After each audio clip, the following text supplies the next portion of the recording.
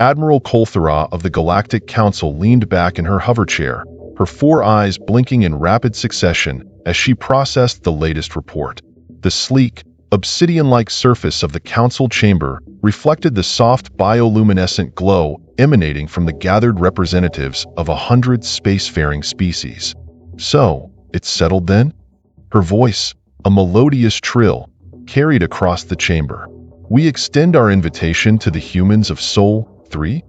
Counselor Zawiaxnath, a being composed of shimmering plasma contained within an ornate exosuit, pulsed with agitation. "With all due respect, Admiral, have you lost your mind? These primates are barely out of their gravity well." Kolthara's upper set of arms made a placating gesture. Now, Counselor. We've been observing them for centuries. They've made remarkable progress in a short time." "Progress?" Zawiaxnath's form flickered erratically. "They still wage war among themselves over trivial matters like imaginary lines on their planet's surface." A low rumble emanated from the corner of the chamber. All eyes turned to Grok, the massive, boulder-like representative of the Petrosapiens. "Humans afraid of combat," he intoned slowly. "Weak bodies, fragile minds." Murmurs of agreement rippled through the assembly. Kolthara felt her resolve wavering. Perhaps they were right. The data did suggest that humans experienced extreme stress and trauma from conflict. Their entertainment media often portrayed war as a horrific, soul-crushing experience. "Very well," she conceded with a sigh. "We'll postpone the invitation, but I propose we continue monitoring their development. They may yet surprise us." Little did the Galactic Council know, their decision would soon be rendered moot by events already in motion. Across the void of space, on a small blue planet, Lieutenant Ira Frost of the United Earth Defense Force stared at her console in disbelief. The long-range sensors were picking up something big. "Captain Reardon," she called out, her voice tight with a mix of excitement and apprehension. "You need to see this, sir." Captain Alexander Reardon, a weathered veteran with more scars than he cared to count, strode over to Frost's station, his cybernetic eye whirred as it focused on the readouts. "Well, I'll be damned," he muttered. "Is that what I think it is, Lieutenant?" Frost nodded, her dark skin paling slightly. "Yes, sir. It appears to be a ship. But the size, it's impossible." Riordan's organic eye narrowed. "Nothing's impossible, Frost. You should know that by now." He straightened up, his voice carrying across the bridge of the US horizon. "All hands, battle stations. This is not a drill." As klaxons blared and crew members scrambled to their posts, Reardon couldn't shake the feeling that everything was about to change. Humanity had long wondered if they were alone in the universe. Now, it seemed, they were about to get their answer. In the depths of space, unnoticed by the horizon sensors, a small scout ship belonging to the Vexcar Dominion observed the unfolding scene with great interest. Subcommander Ryloth Zarkav's mandibles clicked in anticipation as he recorded the human vessel's reactions. "Fascinating," he chittered to himself. "These creatures show no signs of the fear our intelligence suggested." Perhaps the Galactic Council's assessment was flawed. As Zarkav prepared to transmit his findings back to the Dominion, he failed to notice a critical detail. The human ship, despite its relatively primitive design, was already locking weapons on his position. In the grand tapestry of the cosmos, the threads of fate were about to be rewoven. The Galactic Council's perception of humanity as a species terrified of combat was about to be shattered, and in the crucible of first contact, the true nature of Earth's children would be revealed. Little did any of them know, this was merely the opening act of a cosmic drama that would reshape the very foundations of galactic society. The US horizon hung in the inky blackness of space, its hull gleaming under the distant light of Proxima Centauri. Captain Reardon stood on the bridge, his cybernetic eye whirring as it processed the tactical readouts flooding his vision. "Lieutenant Frost, status report," he barked, his voice cutting through the tense silence. Frost's fingers danced across her console. "Sir, the alien vessel is still maintaining position. No signs of aggressive maneuvering, but their energy readings are off the charts." Reardon nodded grimly. "And our hails?" Still no response, Captain. Communications Officer Tariq Nasri chimed in, frustration evident in his voice. I've tried every frequency, every possible encoding. It's like they're deliberately ignoring us. Or they simply don't give a damn, Reardon muttered. He turned to his XO, Commander Liana Xiao. Thoughts? Number 1? Zhao's eyes narrowed as she studied the holographic projection of the alien ship. It's a scout, sir. Has to be. Too small for a proper warship, but far too advanced for a simple research vessel. I think we've stumbled upon someone's vanguard. As if on cue, the ship's AI, Arya, materialized on the bridge. Her holographic form flickered with an uncharacteristic urgency. Captain, I'm detecting a massive energy spike from the alien vessel. They're powering up their dash. The rest of Arya's warning was drowned out by a deafening boom that shook the horizon to its very core. Sparks flew from overloaded consoles as crew members were thrown from their stations. Damage report, Reardon roared, pulling himself up from the deck. Hull breach on Deck 3. Frost shouted back, blood trickling from a gash on her forehead. Kinetic barriers are holding, but barely. Whatever they hit us with, sir. It nearly tore right through our defenses. Riordan's organic eye blazed with fury. So much for first contact protocols. Weapons Officer Karga. Target that bastard and fire at will. Karga, a burly woman with arms like tree trunks, grinned savagely. With pleasure, sir. The Horizon's railguns sprang to life, hurling hypervelocity slugs at the alien scout. To everyone's shock, the first volley struck true, shattering the vessel's shields and tearing into its hull. On board the Vexcar scout ship, Subcommander Zarkav chittered in panic. Impossible. Their weapons, they shouldn't be capable of this. His sensor officer, Vexlith, screeched in alarm. Sir, their targeting systems are locking on again. We can't withstand another barrage. Zarkav's compound eyes darted frantically between his displays. The humans had reacted with a speed and ferocity that defied all projections. The Galactic Council's assessment of their combat capabilities was clearly, catastrophically wrong. Evasive maneuvers, he ordered.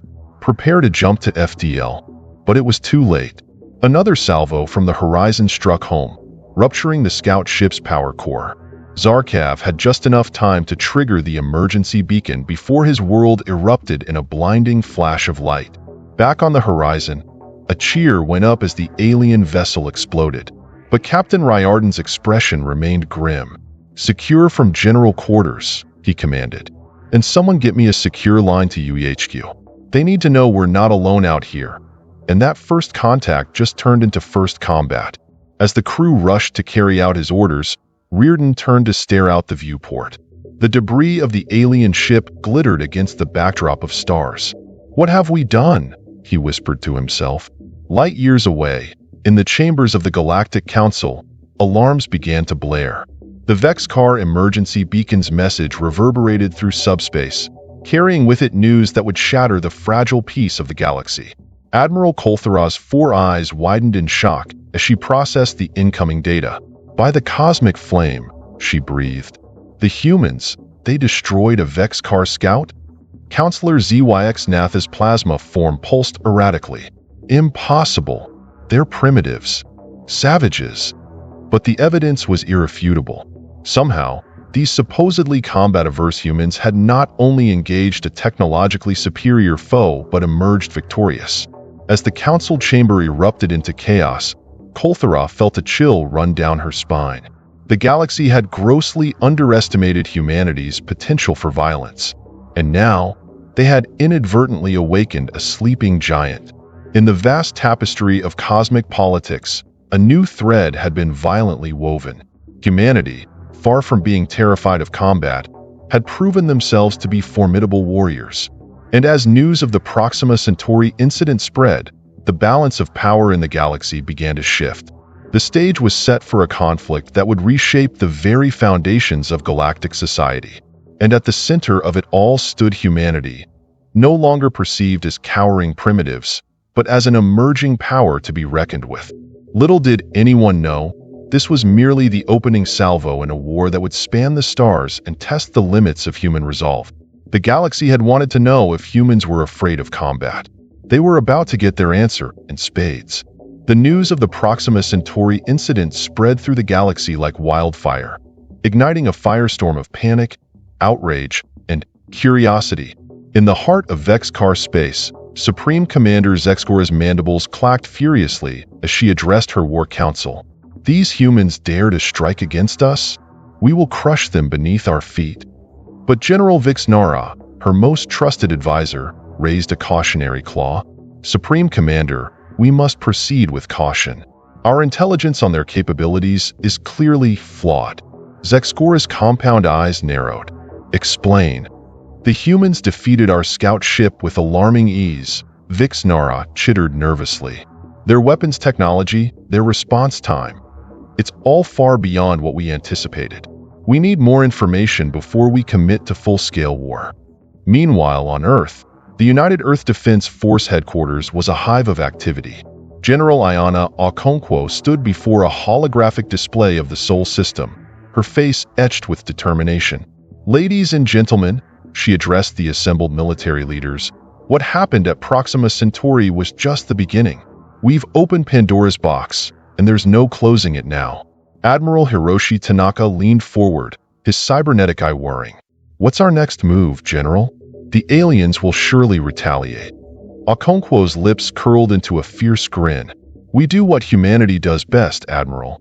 We adapt, we innovate, and we show the galaxy that we're not just some primitive species to be pushed around.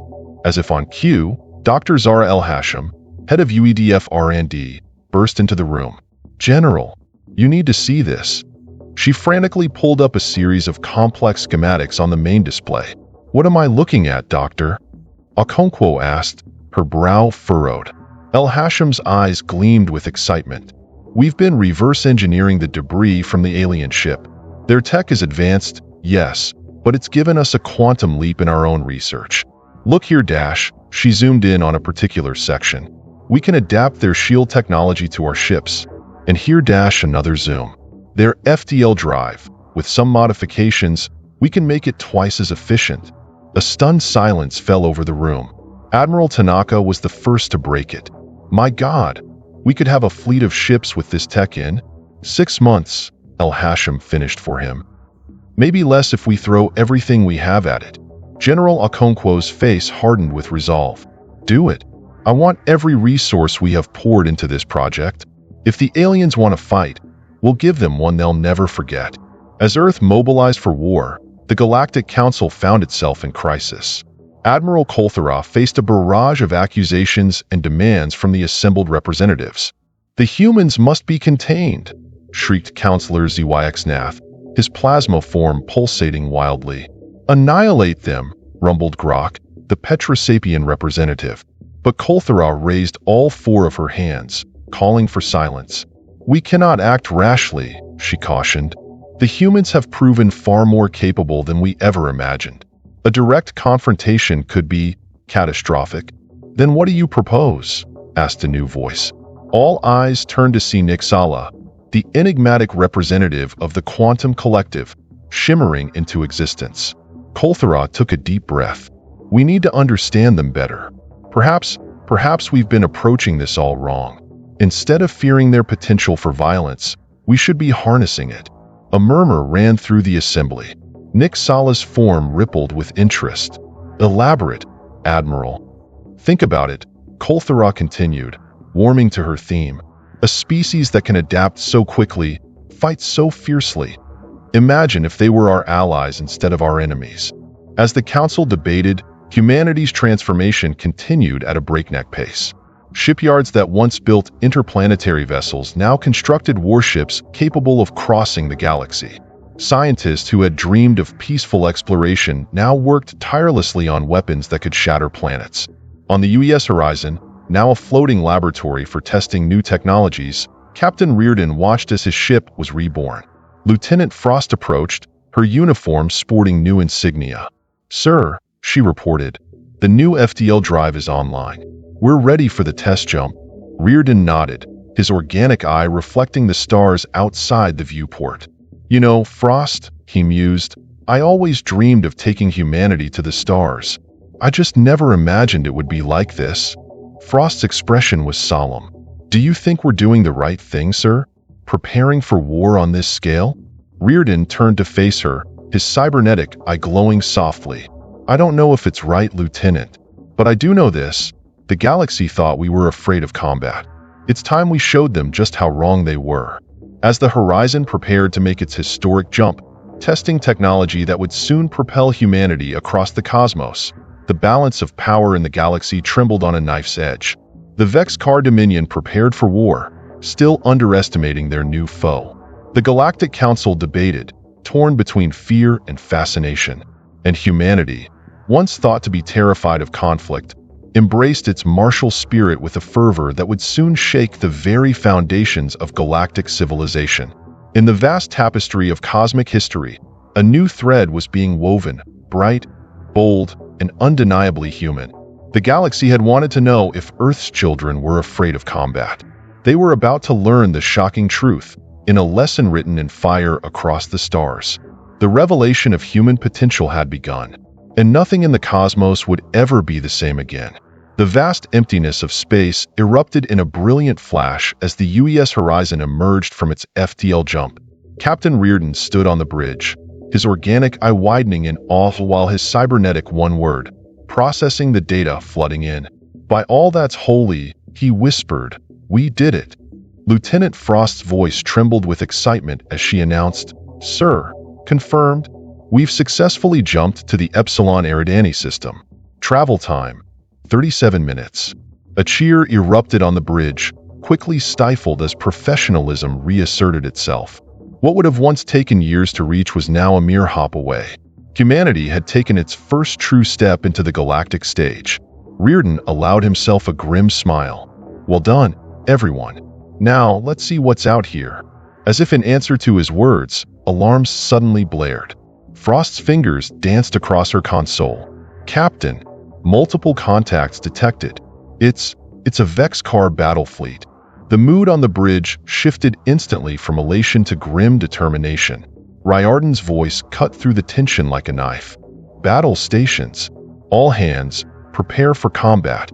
In the command center of the Vex-Car flagship, Supreme Commander Zex Cora watched in disbelief as the human vessel appeared out of nowhere. "Impossible," she chittered furiously. "How did they find us? How did they get here so fast?" General Vix Nara's mandibles clicked nervously. "Supreme Commander, their ship? It's not like anything in our records. The energy readings are off the charts." Zex Cora's compound eyes narrowed. "It doesn't matter. Crush them. Show these primitives the might of the Vex-Car Dominion." As the Vex-Car fleet moved to engage, the Horizon's new system sprang to life. Shields far beyond anything humanity had previously fielded snapped into place, while weapons of terrifying power charged up. "Sir," Frost called out, her voice steady despite the chaos, "their lead ships are launching fighters. Hundreds of them." Reardon nodded grimly. "Activate point defense grid. Weapons Officer Karga, target their capital ships. Let's show them what we can do." The space around the Horizon lit up as swarms of Vex-Car fighters closed in. But to the alien's shock, not a single shot made it through the human ship's defenses. Instead, the point defense grid, a lethal dance of lasers and railgun fire, shredded the incoming fighters with ruthless efficiency. Then, the Horizon struck back. Beams of coherent light, magnitudes more powerful than anything the Vex-Car had encountered, lanced out from the human ship. The lead Vex-Car cruiser's shields held for a fraction of a second before collapsing, its hull vaporizing in a spectacular explosion. On the Vex-Car flagship, panic set in.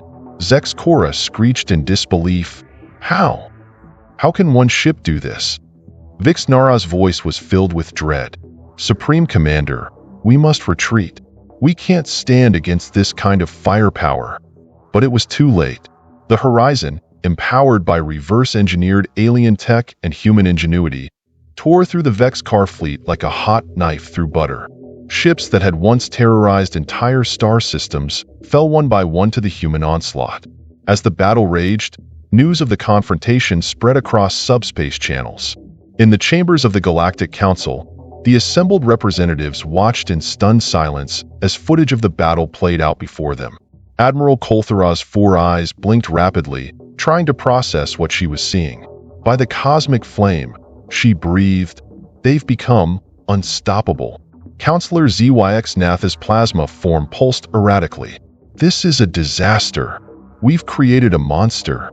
But Nixala of the Quantum Collective raised a shimmering tendril for silence. No, the enigmatic being intoned. We've witnessed the birth of a new power, one that could reshape the very fabric of our galactic society.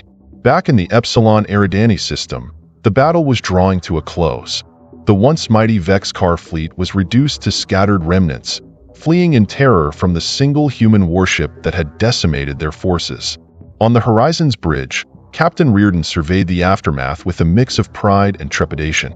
"Stand down from battle stations," he ordered, "and get me a secure line to UEHQ. They need to know what's happened here." As the crew carried out his orders, Reardon turned to Lieutenant Frost. "Your thoughts, Lieutenant?" Frost's eyes were wide, still processing the scale of their victory. "Sir, I never imagined we could do something like this. We just defeated an entire alien battle fleet." Reardon nodded solemnly. That we did. And in doing so, we've changed the course of history." He gazed out at the stars, his expression unreadable. "The galaxy thought we were afraid of combat. Well, they won't make that mistake again." As news of the battle spread, ripples of change swept across the cosmos. The Vexcar Dominion, once a feared power, found itself reeling from an unprecedented defeat.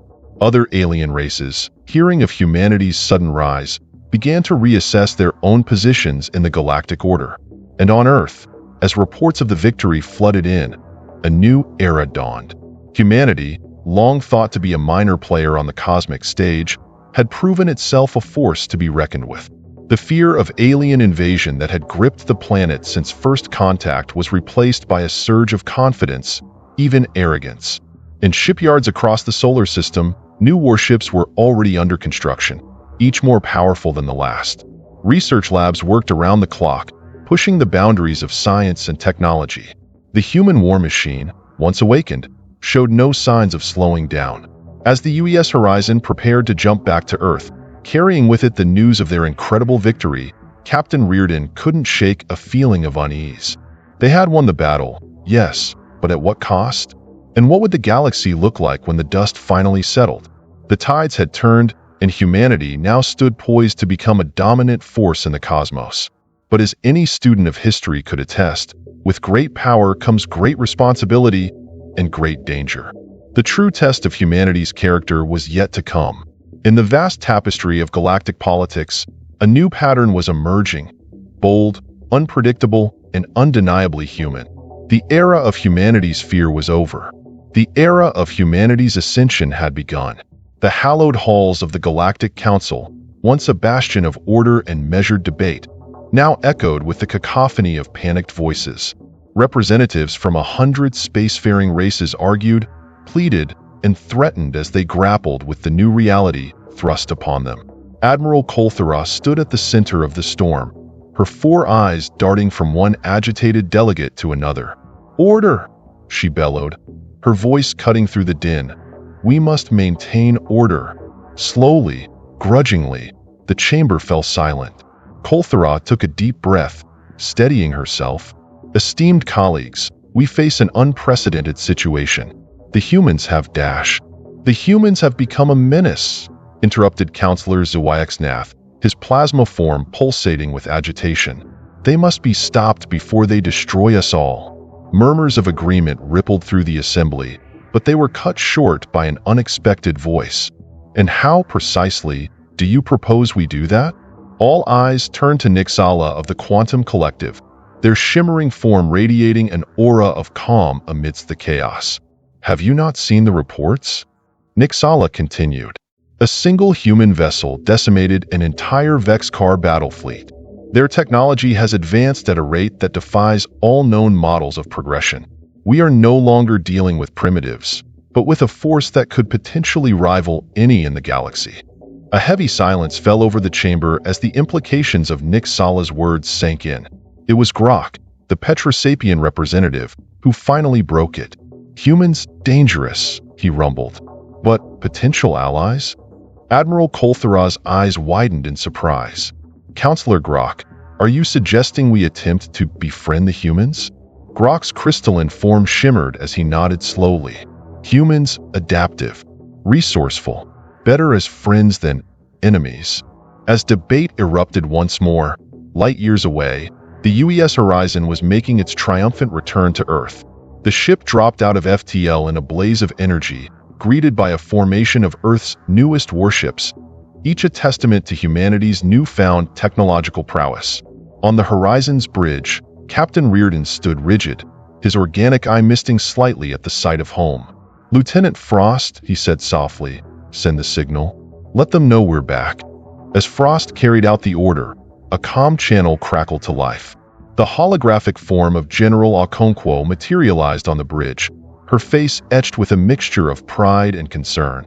"Captain Reardon," she began, "on behalf of Earth and all her colonies, welcome home. Your victory at Epsilon Eridani has changed everything." Reardon nodded grimly.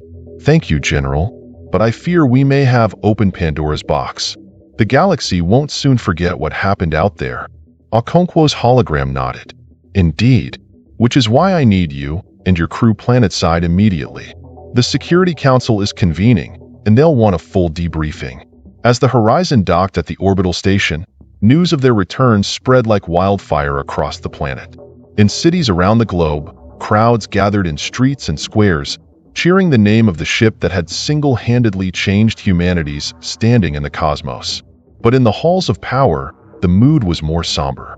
Leaders grappled with the implications of their newfound strength, debating the path forward for a species that had suddenly found itself thrust onto the galactic stage. In a secure bunker deep beneath Geneva, the United Earth Security Council convened. Representatives from every nation and colony sat in tense silence as Captain Reardon delivered his report. And with that final salvo, the remaining Vexcar ships fled the system, he concluded. We had achieved total victory. The room erupted in a mix of cheers and concerned murmurs. Secretary General Ameline Kosi raised a hand for silence. "Captain Reardon, your actions may well have saved humanity from subjugation, but they have also irrevocably altered our position in the galaxy. The question now is, what do we do with this power?" Dr. El Hashim, head of UEDF R&D, stepped forward. "Madam Secretary, if I may, the technology we've developed, it's beyond anything we've ever dreamed of. We could usher in an era of unprecedented prosperity, solve global crises, explore the furthest reaches of the cosmos." "Or," interjected Admiral Tanaka, his cybernetic eye glowing ominously, "we could build an armada capable of ensuring humanity's security for generations to come. No alien race would dare threaten us again." The room buzzed with conflicting opinions. Expansion? Isolation? Domination? The path forward was far from clear. As the debate raged on Earth, back in the Galactic Council chambers, a decision was finally reached. Admiral Kolthara addressed the assembly, her voice solemn. "After much deliberation, we have decided to extend an official invitation to the humans.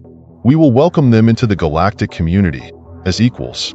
The announcement was met with a mix of relief, trepidation, and in some corners, outright fear. The galaxy was about to change, and no one could predict exactly how. As emissaries were dispatched to Earth, carrying messages of peace and cooperation, humanity stood at a crossroads. The species that had once been dismissed as combat-averse primitives now held the power to shape the future of the entire galaxy. In orbit around Earth, the UES Horizon floated silently, a symbol of both humanity's potential and the weight of responsibility that came with it. On its bridge, Captain Reardon stared out at the stars, pondering the future. "They thought we were afraid of combat," he mused to himself. "Now they're afraid of us. I wonder, what will we become?" As the galaxy held its breath, waiting to see what path humanity would choose, one thing was certain. The era of human timidity was over. A new chapter in cosmic history was about to be written, and it would be penned in the bold, unpredictable strokes of human ambition. The Galactic Council had reassessed its view of humanity. Now, humanity had to reassess its view of itself. and decide what kind of galactic citizens they truly wanted to be.